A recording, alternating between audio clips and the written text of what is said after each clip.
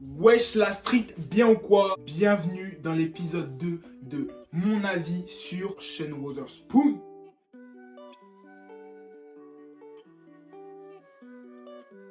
Ok, Sean c'est qui?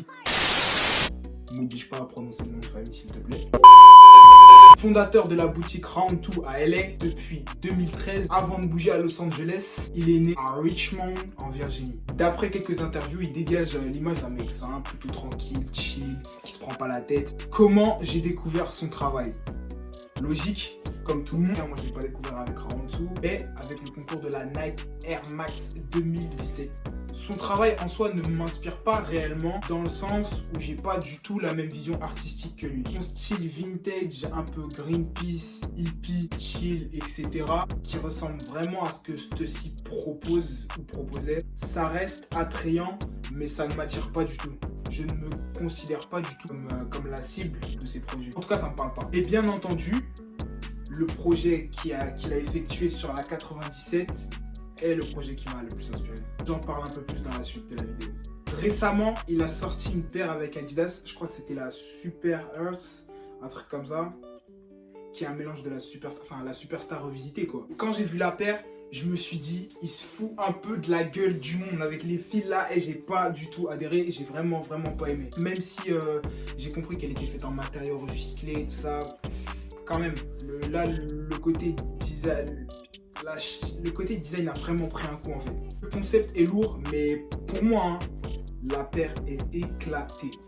On dirait un peu les paires en maternelle, vas-y bref. Mais en tout cas, j'attends avec impatience la paire qu'il a faite là pour le skate avec Prada et Adidas. Elle a l'air vraiment lourde. Le travail qu'il a fait avec la paire de 97, l'hybride, c'est un travail qui lui a permis d'ouvrir de nombreuses portes. Et depuis que je dis que l'hybride c'est lourd, autour de moi, personne ne me croit. Hein. C'est commencé à faire les suceurs, les gars. Et il a su prouver et montrer aux gens à quel point on pouvait tirer le meilleur de deux paires.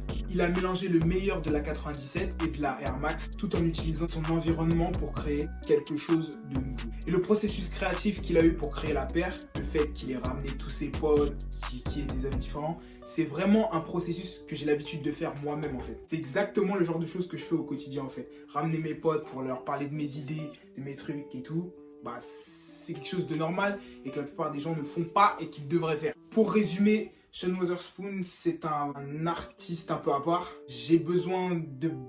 J'attends beaucoup de lui en fait. J'attends de voir ses prochains travaux. Car je sens qu'il y a matière à faire, mais pour le moment, c'est discutable. Ceci est encore mon avis, hein, mais j'ai des doutes sur... j'ai des doutes, je suis un ouf. J'ai pas... À part la Air Max, quand je regarde sous shop ou tu vois quelques pièces, j'ai pas encore le... BAM! Ça pète.